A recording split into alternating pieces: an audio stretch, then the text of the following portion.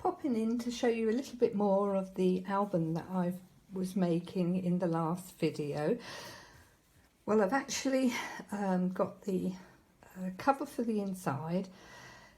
This is the insulation there. It's a soft cover, this album, but this is the insulation. It's a batting that I had a bit left over from when my quilting days actually, so I put it in between my soft fabric covers and it's gorgeous. And this is just a bit of cotton material. This is for a friend that I'm making this album for, just to cheer her up actually. It's purple and pinks and soft colours are her favourite colours really. So this is going to be the inside, and I thought I'd come in and show you. I've made just a little snippet to go there, and this is another one that I'm going to put down here actually. So I just thought I'd come in and show you how I actually did it. Just two pieces of material. This material here, this first layer, is what I have for the front cover, and then this little purple piece here is what you can see for the inside cover. All fingers and thumbs at the moment with this. I'm trying to keep it in the middle and actually do, there you go. So finally got it started. So this is just to put the button in the middle of this little raggedy. I call it a raggedy, you can call it what you actually like. It's a piece of ephemera that's going into the album. Gosh, I'm getting in all right. 2 and 8 here. 2 and 8 is rhyming slang for state.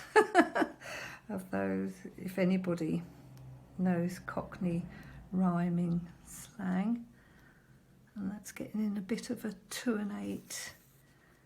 And all I'm trying to do is put a button on. Wow, how hard can that be? Right, so nearly finished the button. Can't get it in the hole here now. Isn't that always the way? If I'm just doing it normally, everything goes perfectly. There you go. And then as soon as you put it on video, this is what happens. Now I'm just going to do a little running stitch along here, and that's just going to keep the layers together and to actually give it a bit more depth for the tiny little bit of ephemera.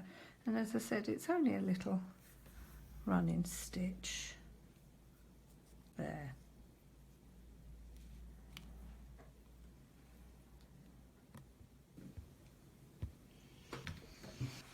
The raggeties are on now, and I actually did the running stitch, finished all that. Then I went round with the sewing machine and did a little zigzag, a straight, a zigzag, and the same with the picture.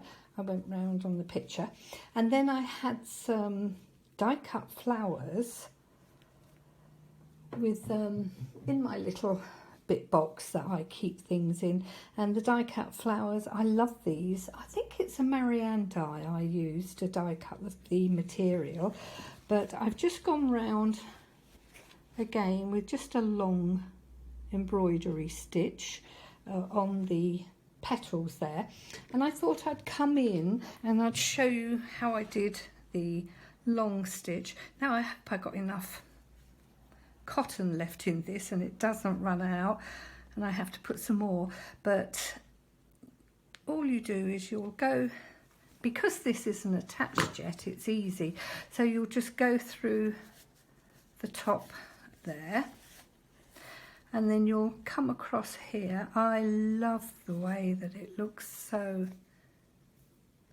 raggedy and shabby chic, and it's all fraying, it's gorgeous. So you go down there and then you'll come up the top here And it doesn't have to be precise and even, they don't have to be the same length or anything. And then you'll go down there. And then you'll just tie it off at the back here. And you'll do all of these embellishments you have to do before you stitch around the 3 layers to adhere it. But that's that tied off there. Cool, just had enough there, wow. And then you'll snip off your cotton.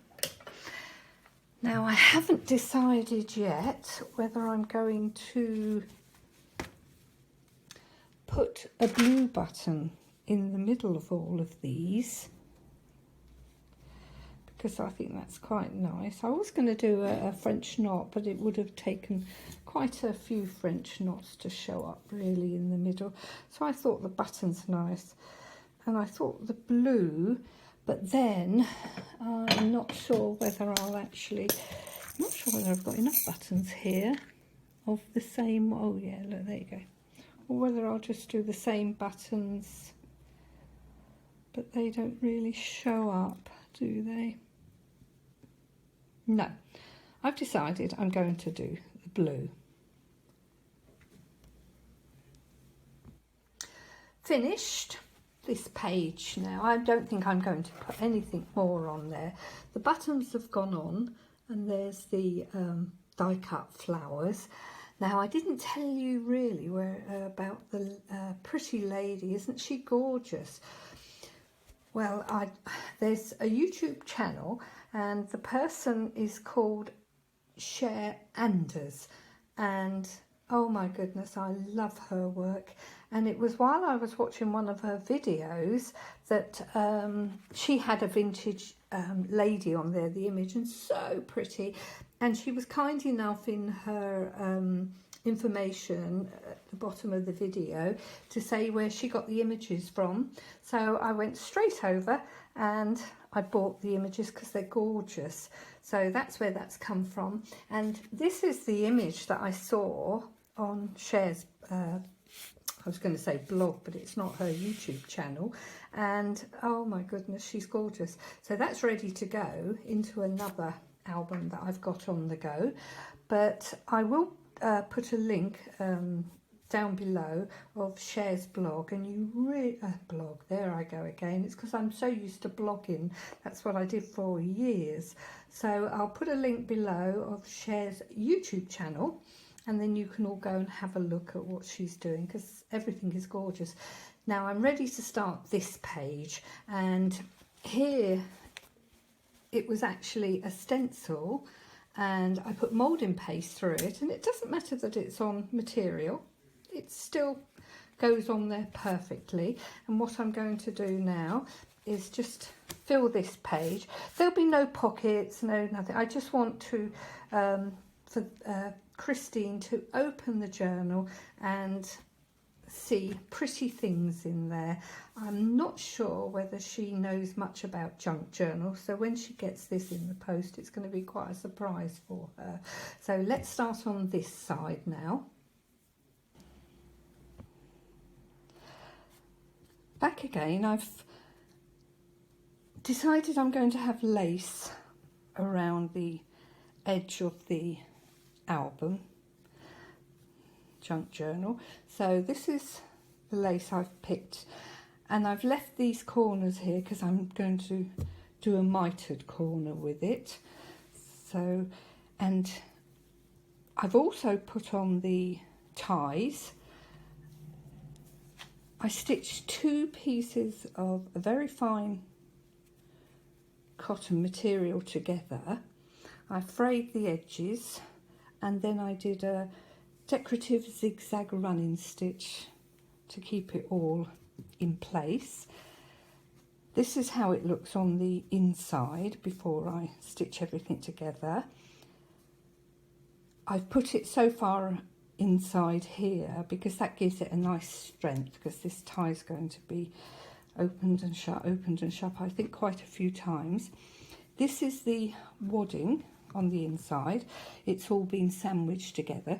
So even though it's a soft fabric, it's going to be quite a firm one as well. And then you turn it over. Now this is what I'm undecided with at the moment, because the lace is going to be turned over, and you won't see it this side, it'll be shown on the other side. So that's going to leave a very straight edge here.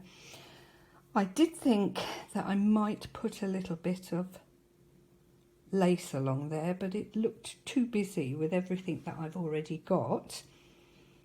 I also tried a little bit of this fabric here, but I have this fabric that I made the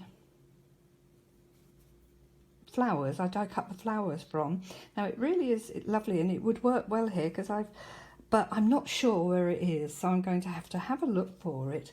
And then what I think's going to happen with it, it's going to look, I have some sari silk here because I did think about that as well, but this is going to fray too much, I think. So I was going to put the sari silk along there, and when I stitched the lace on the other side, it would pick it all up. But as I said, I think that's going to fray an awful lot, so I don't think I'm going to do that. I'm going to actually try and find where this fabric was and which one it was that I die cut the flowers from, because that's going to look really nice. So when I found it, I've had a mooch around in all my boxes still. I'll come back and show you the finished result. Didn't find the material, this one that I wanted, hunted through the boxes, but you can only spend so much time looking for something. So in the end I did go for lace, and the lace I went for was a cream one that actually matches the lace in the front. So this is the cover, completely finished now.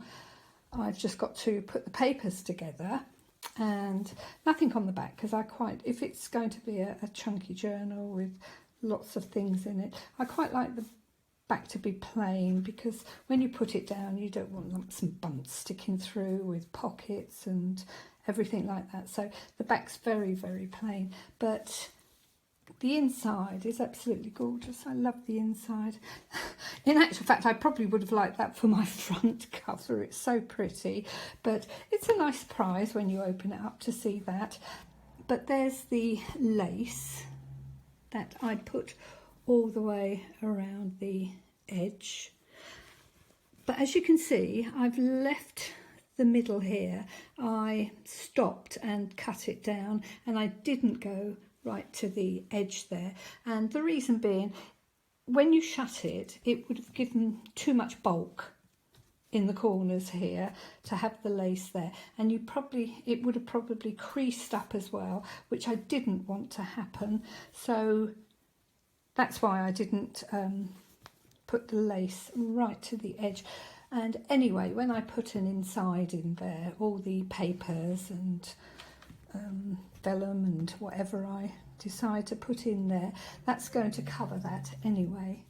So I'm very pleased with the way this has turned out, and I'm not sure whether I told you at the beginning of this video that this is for a very dear friend of mine, known her for 50 odd years, and we don't see each other really, but we keep in contact quite regular, and she's recently lost her husband, not to the coronavirus, but nonetheless it's very, very traumatic for her. But with the lockdown as well, she's quite isolated. She has her 2 sons, but again, it's not the same, is it, when you've got your own company.